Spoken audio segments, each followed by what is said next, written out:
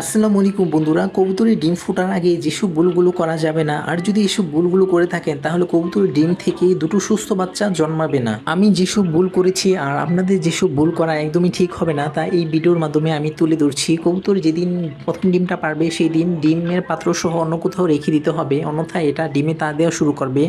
ফলশ্রুতিতে 18 দিন পরে প্রথম ডিমটা থেকে বাচ্চা ফোটা শুরু করবে, আর একদিন পর দ্বিতীয় ডিমটা থেকে বাচ্চা ফুটবে। তো এইভাবে প্রথম বাচ্চাটা অনেকটাই বড় দেখাবে আর দ্বিতীয় বাচ্চাটা ছোট দেখাবে, আর বড় বাচ্চাটা কিন্তু মা বাবা থেকে বেশি বেশি খাবার খেয়ে নেবে এবং বড় বাচ্চাটা আরও বেশি বড় হয়ে যাবে, আর ছোট বাচ্চাটা বেশি খেতে পারবে না এবং ছোট বাচ্চাটা দুর্বল হয়ে যাবে, এক পর্যায়ে মারাও যেতে পারে।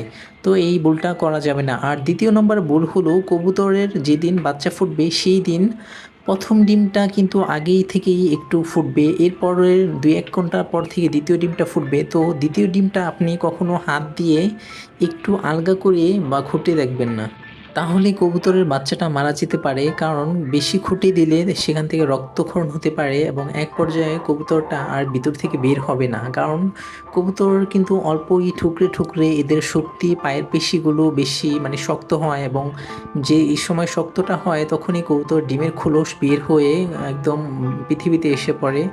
তো তৃতীয় নম্বর ভুলটা হলো, কবুতর যদি পায়খানা করে ডিমটা একটু ময়লা করে ফেলে তখন সাথে সাথেই পরিষ্কার করে দিতে হবে, অন্যথায় সেই পায়খানাটা শুকিয়ে কবুতরের ডিমের গায়ের মধ্যে একদম লেগে যাবে।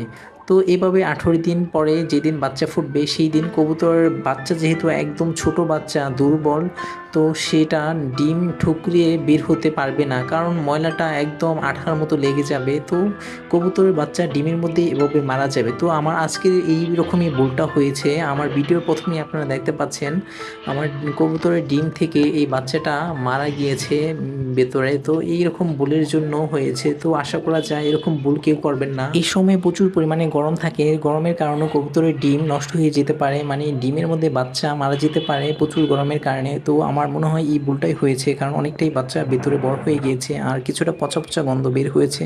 তো সবাই ভালো থাকবেন। আমার ভিডিও ভালো লাগলে লাইক, কমেন্ট, শেয়ার করবেন। আল্লাহ হাফেজ।